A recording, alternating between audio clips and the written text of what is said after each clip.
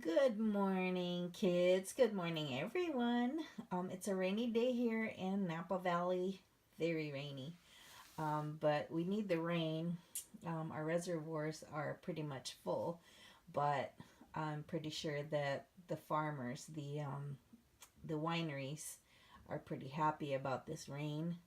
Maybe it's they need more sunshine. I don't know, but today I wanted to show you how I did the shrink plastic um, because of time constraints in the classroom. I'm not able to show from start to finish how the shrink plastic works, but we get this new graphics white inkjet printable shrink film. It also works for just drawing, not necessarily it going through ink the printer, the inkjet printer. So the kids can also use this. You can also print faces, your pictures or whatever, and color it.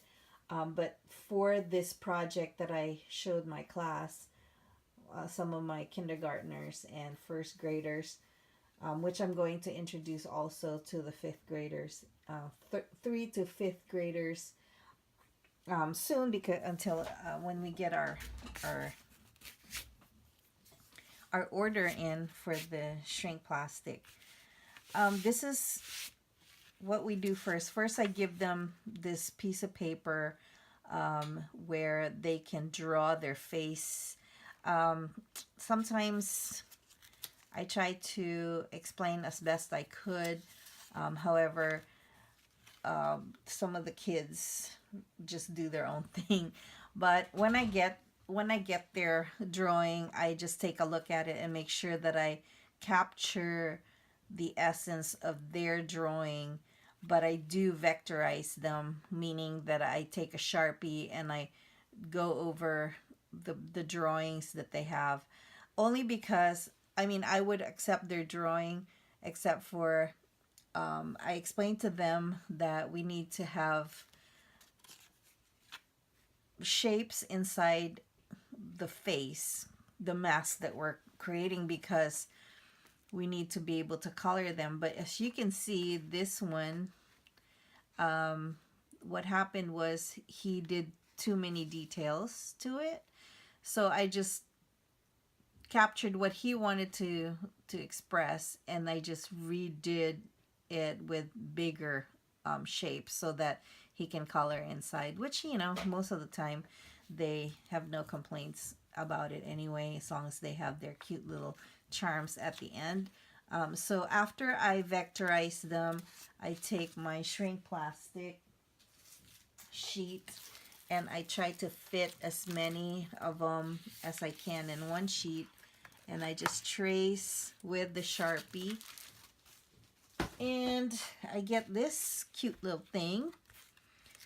So I just take it to my classroom the next day, and whenever I see them again, and I go ahead and give it to them, and they go ahead and take their markers and color. This one's an extra one. I had one classroom that gave me a whole bunch of repeats, so I just I made them because I didn't know that they were repeats.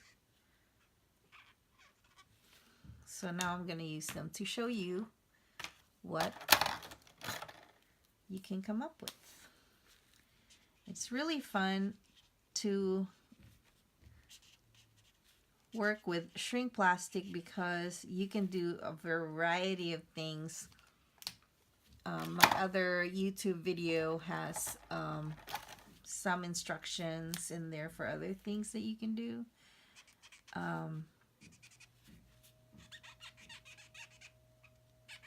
using Copic markers. They're not as vibrant as the ones that the kids use in class, but for me, it's fine.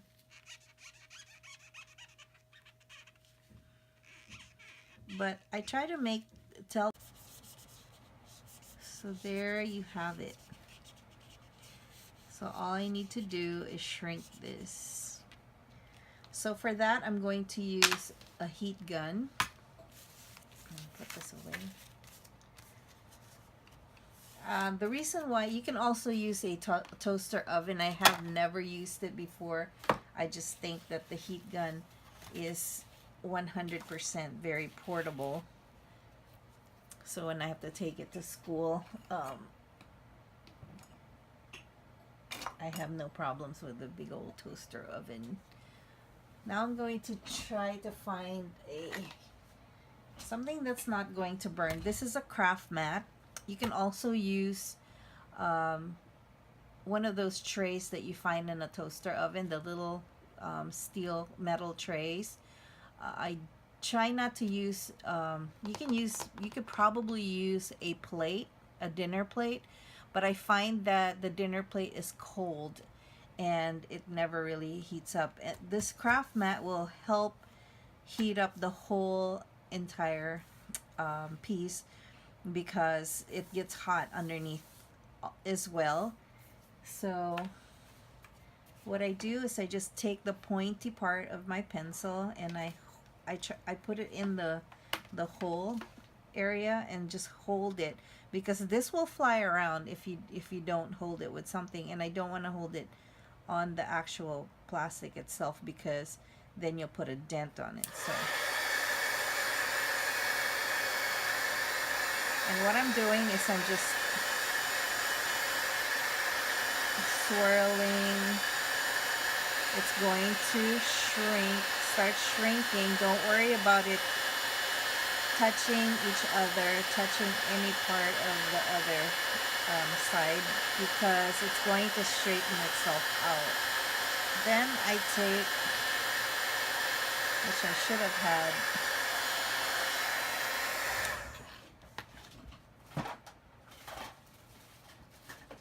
I do this all the time. I keep forgetting my block stamp.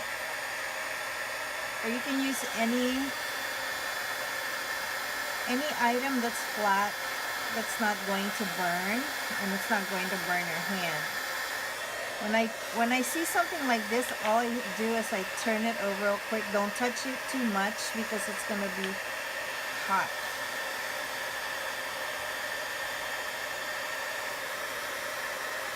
And that will straighten out on its own.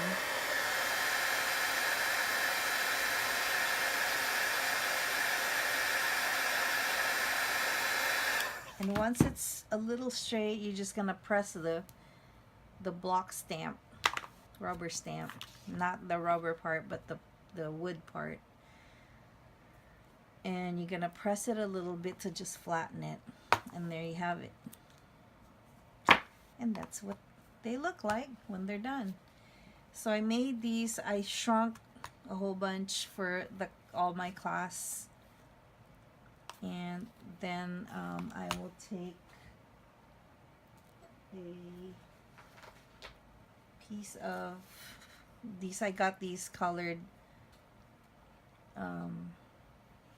strings from the dollar store, and I'm just gonna cut a piece.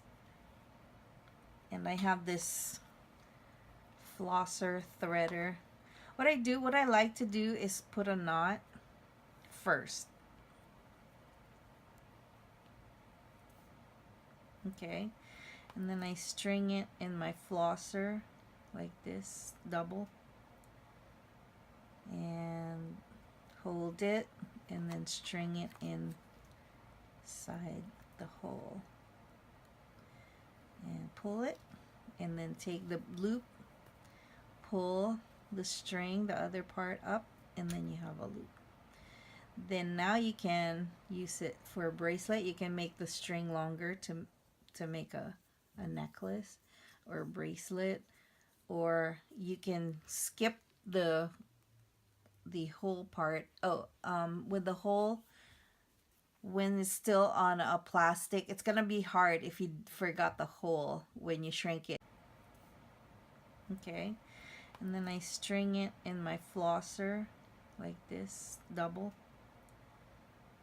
and hold it, and then string it inside the hole, and pull it, and then take the loop, pull the string, the other part up, and then you have a loop. Then now you can use it for a bracelet. You can make the string longer to make a necklace or a bracelet, or you can skip the whole part. With the hole, when it's still on a plastic, it's gonna be hard if you forgot the hole when you shrink it. So while it's still the shrink plastic in its original form, I just take a hole punch, a single hole puncher, and punch the hole. If you don't want to, you can make a magnet out of it. You can put this. This is going over and above what is necessary, but I have this diamond glaze. It's water-based dimensional adhesive. You can use to use as a really tough glue, or you can make a dome. I like making domes. So I'm just going to force that into the hole of the bottle, and I didn't do this for the whole student body that I teach, because it takes too long, number one, and this can get pretty expensive. So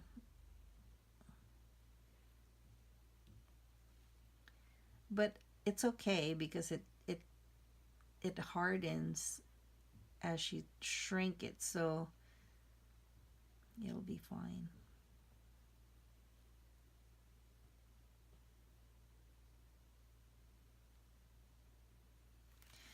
Okay, so you can also, I'm just popping the bubbles because it gets bubbles, and I have my I just tap that bottle so all the liquid goes down, that doesn't block the hole. And I just pop the bubbles with my toothpick, and then the parts where it didn't get resin, I'm just going to move it to the edges there. And then when that's done, I think I have a sample here somewhere. My sample at, see, I'm never ready.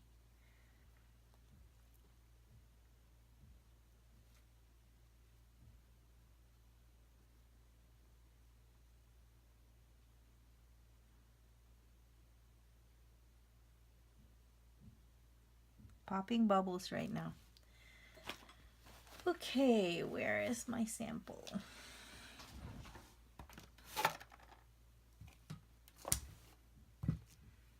Oh, right here. So here's the one that's already done. Let's see if you can see that.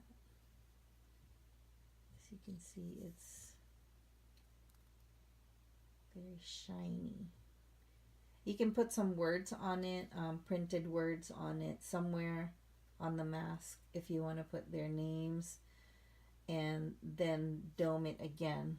Put another layer of the diamond glaze. And you can get the diamond glaze from Amazon. I'll put a link on this. Then when this should cure for about, I would say, a whole day, maybe 24 hours. It should be done. Or I would just give it 24 hours just to make sure that it's ready to be handled. There you go.